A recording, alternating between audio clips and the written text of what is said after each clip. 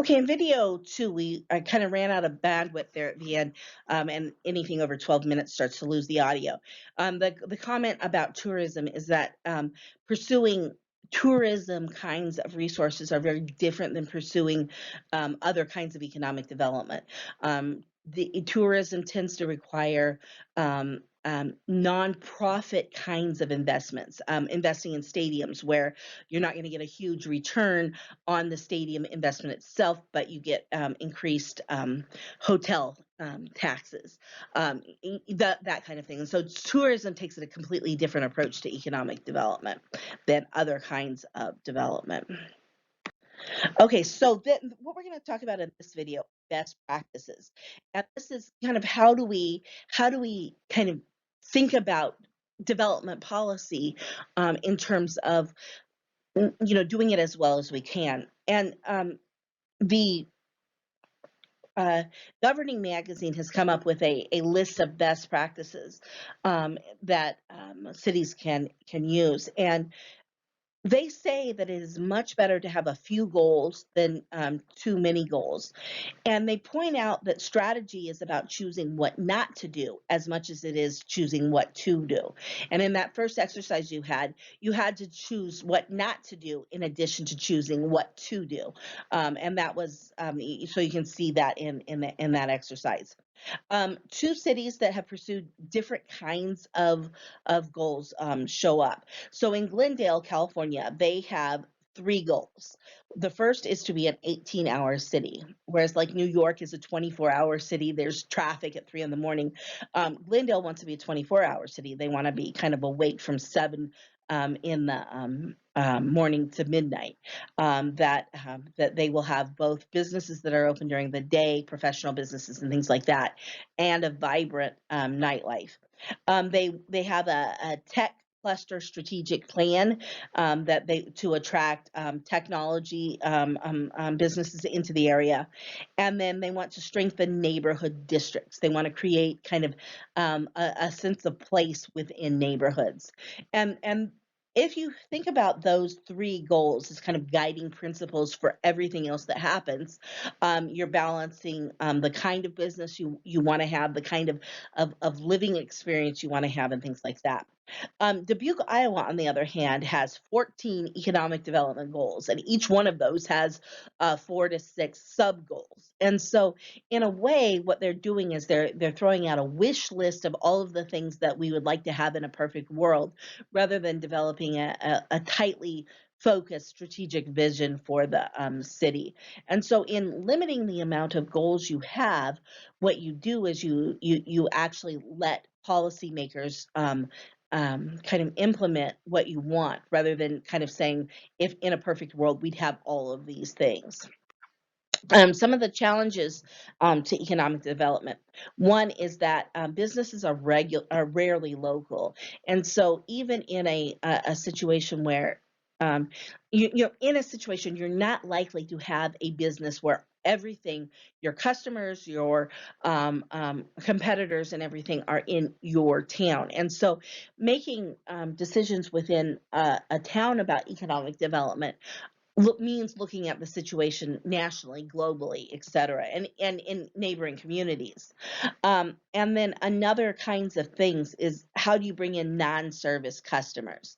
How do you, so a service-based or a retail-based customer is very different than a supply chain customer, for instance. And so it's a lot easier for ordinary people to understand these service and retail kinds of businesses than to understand where you fit in the larger supply chain. And until recently, nobody talked about supply chain kinds of things. Um, then there are, what kind of development projects do you want to pursue? For a long time, stadiums were just about as sexy at economic development as you could come up with. In the last 10 years or so, there's been some real backlash to stadium development because it rarely provides the kind of economic boost that boosters hope. Are you going to develop skyscrapers and office kinds of projects? What kind of housing do you want to develop? How do you put into place the infrastructure that will support the kind of businesses you want? And then how do you balance all of this against environmental concerns. And so we want to look at two different cities, Bristol, Tennessee, and Bristol, Virginia. These cities are part of the larger Bristol area, and one side of it is on the Virginia side, and one side is on the Tennessee side. And in many ways, if this is one metro area. They share a library system, they share an emergency response system, and so in many, and they have very similar histories to very similar populations. And on the Virginia side, there was a new landfill needed. They had run out of landfill space, and they found the city um, leaders decided that they would turn an old rock quarry into the new landfill. Unfortunately, the rock quarry had very porous limestone walls, and so it ended up being a failure and an economic disaster. And so Virginia ended up taking on $30 million in debt to both create the quarry and then clean up after it. And this really, I mean, it's a small town, and taking on $30 million in debt really limits your other kinds of choices.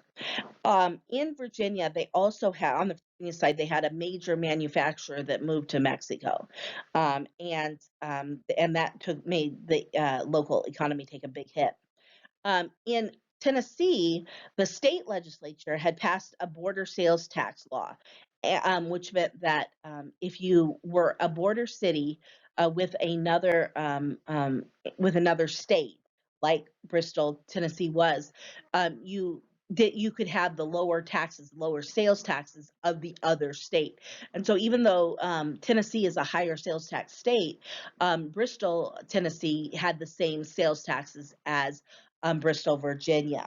Another thing was that there are no personal income taxes in Tennessee, whereas there are in Virginia. And so all of this made the Tennessee side of Bristol a much more attractive place for businesses who wanted to come into the area to come in.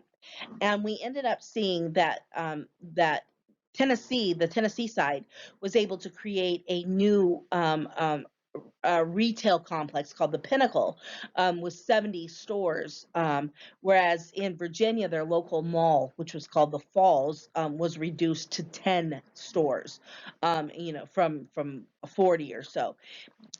When you look at something like the drug crisis, you see very different reactions in Bristol, Tennessee, and Bristol, Virginia.